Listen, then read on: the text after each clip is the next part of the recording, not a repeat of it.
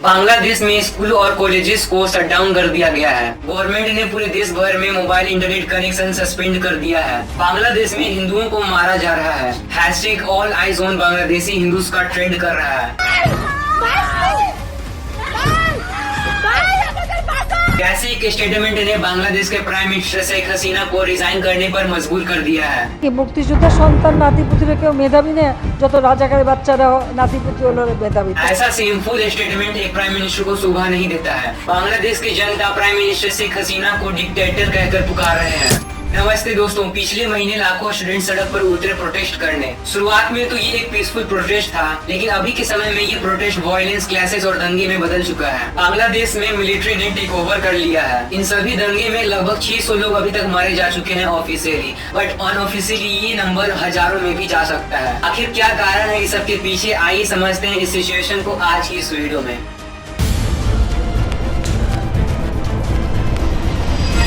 इन protest का असली कारण है रिजर्वेशन। बांग्लादेश के यूथ प्रोटेस्ट कर रहे हैं बांग्लादेश के कोटा सिस्टम के खिलाफ। इस सिस्टम के according 56% of the job Bangladesh में फ्रीडम फाइटर्स के फैमिलीज के लिए रिजर्व्ड है, जिसके चलते आम जनता को जॉब सिर्फ 44% ही मिल पाती है। आखिर ये कोटा सिस्टम कहां से आया और ये क्यों बांग्लादेश में चल रहा है आज तक? इसे समझने के लिए हमें बांग्लादेश की हिस्ट्री को समझना होगा। बांग्लादेश 1971 में पाकिस्तान से आजाद हुआ। पाकिस्तान ने यूएस के सपोर्ट से बांग्लादेश में बंगालियों के खिलाफ एक वायलेंट जेनोसाइड किया, जिसमें लगभग 30 लाख लोग से भी ज्यादा मारे गए थे। बांग्लादेश में कई सारे लोगों ने पाकिस्तानी आर्मी के खिलाफ प्रोटेस्ट किया और फिर लिबरेशन वॉर देखने को मिली। बांग्लादेश की ये वही वॉर थी जिसमें 1971 में इंडिया ने हेल्प किया बांग्लादेश को आजादी दिलाने में, और जिन फ्रीडम फाइटर्स ने इस आजादी की लड़ाई लड़ी, जिसके चलते बांग्लादेश एक आजाद देश बन पाया। और इन्हीं फ्रीडम फाइटर्स के लिए बनाया गया था 1972 में ये कोटा सिस्टम। दोस्तों, इस कोटा सिस्टम में 30% जॉब्स फ्रीडम फाइटर्स की फैमिलीज के लिए रिजर्व है। इसके अलावा 10% वुमेन्स के लिए, 10% बैकवर्ड डिस्ट्रिक्ट्स के लिए, 5% रिजर्वेशन एथनिक माइनॉरिटीज के लिए और 1% रिजर्वेशन फिजिकल डिसेबिलिटीज के लिए। स्टूडेंट्स चाहते हैं एथनिक रिजर्वेशन और फिजिकल डिसेबिलिटीज रिजर्वेशन को छोड़कर बाकी सारे रिजर्वेशन को हटा दिया जाए। यानी कि जो 30% रिजर्वेशन फ्रीडम फाइटर्स के फैमिलीज के लिए रिजर्व है, उन्हें हटाने की मांग करते हैं। और ये सही भी है। फ्रीडम फाइटर्स को रिजर्वेशन देना समझ में आता है, क्योंकि उन्होंने संघर्ष किया देश को आजादी दिलाने में। लेकिन उनके पोते पोतियों तक को रिजर्वेशन दी जा रही है सिर्फ इसीलिए क्योंकि उनके ग्रैंड पेरेंट्स फ्रीडम फाइटर्स थे। यहाँ तक कि उसमें भी करप्शन देखने को मिल रहा है। पिछले 15 सालों से रूलिंग पार्टी रही है अवामी लीग और पीएम रही है शेख हसीना। ये वही पॉलिटिकल पार्टी है जिसने संघर्ष किया था देश को आजादी दिलाने में। स्टूडेंट्स ने कहा कि कॉन्स्टिट्यूशन में फ्रीडम फाइटर्स को कोटा देने की बात की गई है, न कि उनके पोते पोतियों को, तो इसकी लीगल सेंटिटी है नहीं। और ऊपर से आजादी के टाइम में कई सारे लोगों ने अलग अलग तरीके से अपना कंट्रीब्यूशन दिया था देश को आजादी दिलाने में। ऐसे में कौन डिसाइड करेगा कि फ्रीडम फाइटर्स का बच्चा कौन है और कौन नहीं? कोटा का गलत इस्तेमाल कैसे होता है, ये तो हमने आजकल इंडिया में भी यूपीएससी और नीट एग्जाम में देख लिया है। फिलहाल बांग्लादेश में 0.13% ऑफ द पॉपुलेशन को फ्रीडम फाइटर्स के डिसेंडेंट होने का दर्जा हासिल है, यानी कि 0.13 ऑफ द पॉपुलेशन के लिए 30% रिजर्वेशन। ये कहाँ का सिस्टम है? इसका कोई सेंस बनता नहीं है और ये बात स्टूडेंट्स को अच्छे से पता है। और इसी वजह से लाखों स्टूडेंट सड़कों पर उतर गए। भारी संख्या में प्रोटेस्ट देखने को मिला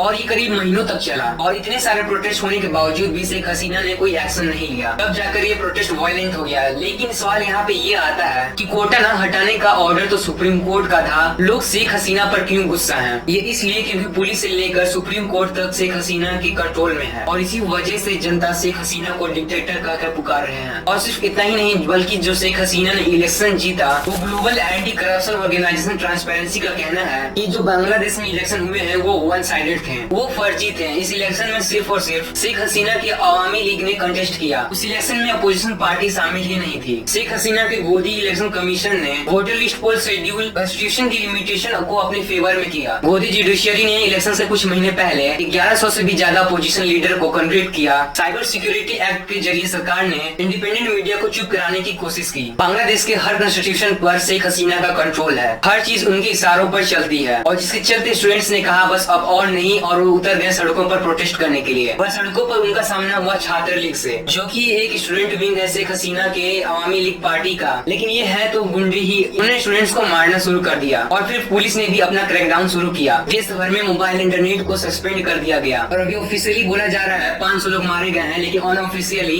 ये नंबर हजारों के ऊपर पार हो चुका है और हजारों लोग इंजर्ड हैं। लेकिन स्टूडेंट्स डटे रहे और प्रोटेस्ट करते रहे शेख हसीना के इस कोटा सिस्टम के खिलाफ, और उन्होंने कहा अपने भाइयों का बलिदान हम बर्बाद नहीं होने देंगे। और इतने सारे प्रोटेस्ट और दंगे और क्लासेस देखने के बाद सुप्रीम कोर्ट ने फाइनली 5 अगस्त को फ्रीडम फाइटर्स की 30% रिजर्वेशन को हटा देती है। अब लॉजिकली यहाँ तक तो प्रोटेस्ट खत्म हो जानी चाहिए थी, लेकिन शेख हसीना के लिए प्रॉब्लम खत्म नहीं होती है। शेख हसीना ने कहा कि हम ये कोटा सिस्टम विड्रॉ कर लेते हैं और फिर ये प्रोटेस्ट खत्म हो जाएगा। लेकिन जब तक कोटा सिस्टम को हटाया गया, स्टूडेंट्स के सबर का बांध टूट चुका था, क्योंकि जिस तरीके से स्टूडेंट्स पर प्रोटेस्टर्स पर एक्शन लिया गया शेख हसीना के द्वारा, एक दिन में 100 स्टूडेंट्स मारे गए। स्टूडेंट्स ने कहा अब हम आपको जाने नहीं देंगे। शेख हसीना को प्राइम मिनिस्टर के पोस्ट से रिजाइन करना पड़ेगा। पुलिस और आर्मी जो इन्वॉल्व थे उनको भी जवाब देना पड़ेगा। नतीजा जो काम डिक्टेटर करता है वो काम शेख हसीना ने किया। इस बार डबल क्रैकडाउन करना शुरू कर दिया। पुलिस ने अरेस्ट करना, टॉर्चर करना शुरू कर दिया और स्टूडेंट्स के लीडर को टॉर्चर करके ये स्टेटमेंट दिलवाया कि वो अपना प्रोटेस्ट वापस ले रहे हैं। ओपन फायरिंग की गई स्टूडेंट्स के ऊपर, हेलीकॉप्टर से शूटिंग हुई स्टूडेंट्स पर, जिसके बाद स्टूडेंट्स ने कहा बस अब और नहीं, प्राइम मिनिस्टर को रिजाइन करना होगा। इन्हीं दंगों के बीच कुछ लोगों ने बांग्लादेशी हिंदूज पर अटैक करना शुरू कर दिया और रिपोर्ट्स के अकॉर्डिंग इसका कारण था कि वो सपोर्टर्स हैं शेख हसीना के, पर ये बात बिल्कुल भी सच नहीं है, क्योंकि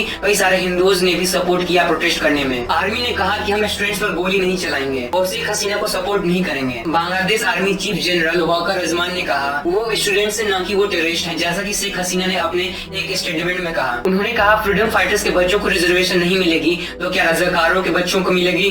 মুক্তিযোদ্ধার সন্তান নাতিপুতিরা কেউ মেধাবী না, যত রাজাকারের বাচ্চারা নাতিপুতি হলো মেধাবী। बांग्लादेश में रजाकार शब्द एक तरीके से टेररिस्ट को माना जाता है और जिसके चलते प्रोटेस्ट और भी बढ़ गया। आर्मी ने ये दिखाना शुरू कर दिया कि वो स्टूडेंट्स के साथ हैं। We came through for democracy. 5 अगस्त को प्रोटेस्टर्स ने एक फाइनल प्रोटेस्ट किया। प्राइम मिनिस्टर शेख हसीना के ऑफिशियल रेसिडेंस को घेर लिया। सिचुएशन इतनी खराब थी कि दोपहर के 1:30 बजे उनकी सिक्योरिटी टीम ने उनको बताया कि हालत बहुत ही बदतर हो चुकी है, सिचुएशन आउट ऑफ कंट्रोल हो चुकी है, आपके पास स्पीच देने का टाइम नहीं है, हमें यहाँ से तुरंत ही निकलना होगा। अपने कुछ आखिरी मिनट्स में शेख हसीना ने आर्मी को बोला कि फोर्स क्यों नहीं यूज कर रहे हैं प्रोटेस्टर्स के खिलाफ, लेकिन आर्मी ने मना कर दिया। शेख हसीना ने 3 दिन पहले भी आर्मी को कहा था स्टूडेंट्स के खिलाफ एक्शन लेने के लिए, पर आर्मी ने मना कर दिया था। जिसके बाद शेख हसीना अपनी बहन के साथ एक हेलीकॉप्टर से वहाँ से भाग गई और इंडिया आ गई, जिसके बाद बैरिकेड्स हटा दिए प्राइम मिनिस्टर रेसिडेंस के बाहर, जिसके बाद प्रोटेस्टर्स उनके घर के अंदर घुस गए। आप विजुअल भी देख सकते हो।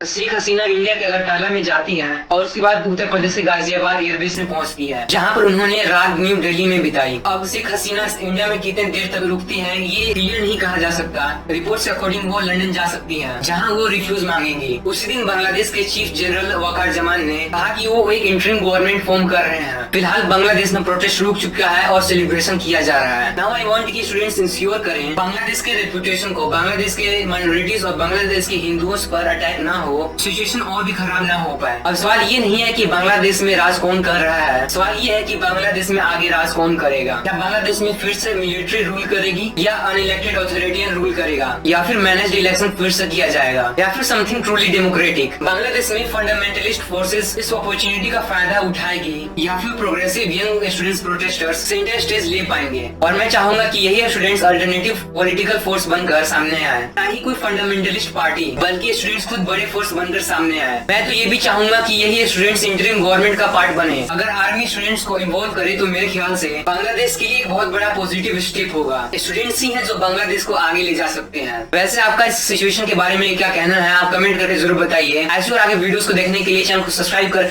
बेल आइकन को भी ऑन कर लीजिए, ताकि ऐसी और वीडियो सबसे पहले आप तक पहुंचे। मिलते हैं आगे ऐसी और वीडियोस के साथ। धन्यवाद।